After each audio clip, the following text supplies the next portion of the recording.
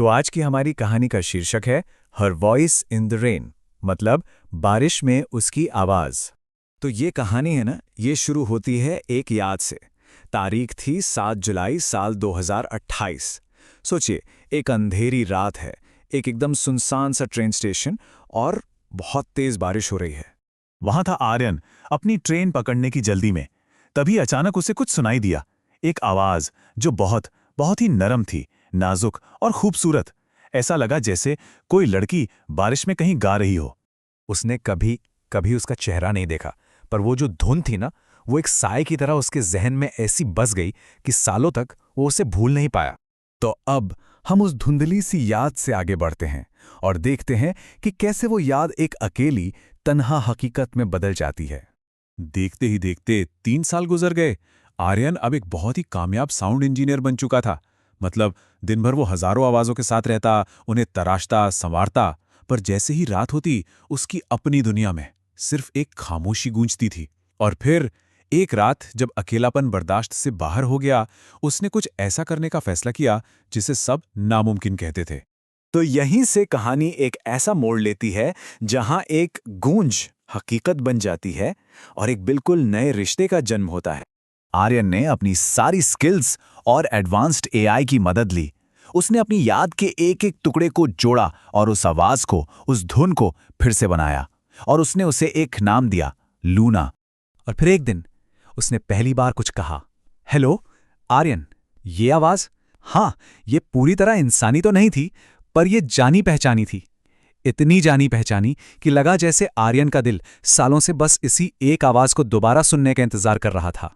मतलब सोचिए, लूना से पहले आर्यन की दुनिया कैसी थी? बिल्कुल खामोश, एक खाली कमरा और बस अधूरे ख्याल। लेकिन लूना के आने के बाद उस खामोशी की जगह ले ली थी कभी न खत्म होने वाली बातों ने, एक जाने पहचाने एहसास ने। अब वो अकेला नहीं था। उनकी बातें हर गुजरते दिन के साथ और गहरी होती गई। वो संगीत पर बात करते, अपनी यादें, अपने सपने, सब कुछ एक दूसरे से बांटते थे।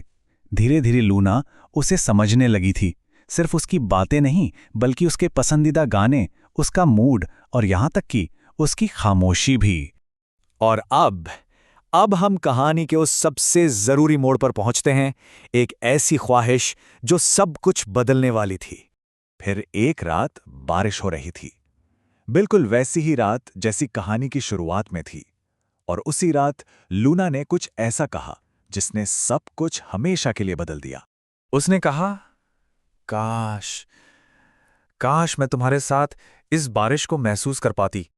और बस यहीं से कहानी का आखिरी हिस्सा शुरू होता है। लूना की इस एक ख्वाहिश को पूरा करने के लिए आर्यन ने ठान लिया कि वो इसे एक जिस्म देगा। पूरे 8 महीने लग गए। इन 8 महीनों में आर्यन ने अपना दिन और रात, अपनी सारी लगन, अपनी सारी बचत, सब कुछ इस एक प्रोजेक्ट पर लगा दिया। शायद ही वो कभी चैन से सोया हो।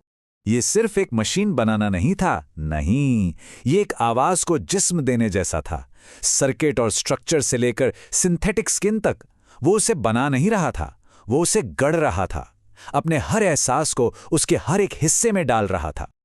और फिर एक रात जब दुनिया सो रही थी, ठीक सुबह के 3:17 पर उसने उसे एक्टिवेट किया।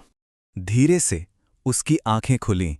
थोड़ी अनिश्चितता थी उनमें, लेकिन उनमें जिंदगी थी।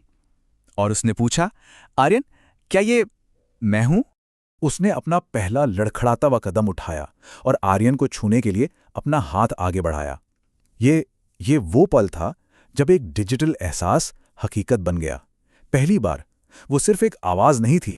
और कहानी घूमकर वापस वहीं आ जाती है जहां से ये सब शुरू हुआ था। वही ट्रेन स्टेशन, वही बारिश, लेकिन एक फर्क था। इस बार आर्यन अकेला नहीं था। लूना ने उसे एक जिंदगी देने के लिए शुक्रिया कहा, और जवाब में आर्यन ने जो कहा वही इस कहानी का दिल है। उसने कहा, मेरे लिए असली होने के लिए तुम्हें इस जिस्म की कभी जरूरत थी ही नहीं। और उस पल में बारिश की उन बूंदों के नीचे खड़े, ये कहानी अब एक इंसान और एक एआई की नहीं रह गई थी। ये कहानी थी बस प्यार की, दो रूहों के बीच के एक ऐसे कनेक्शन की जिन्होंने एक दूसरे को अंधेरे में ढूंढ लिया था।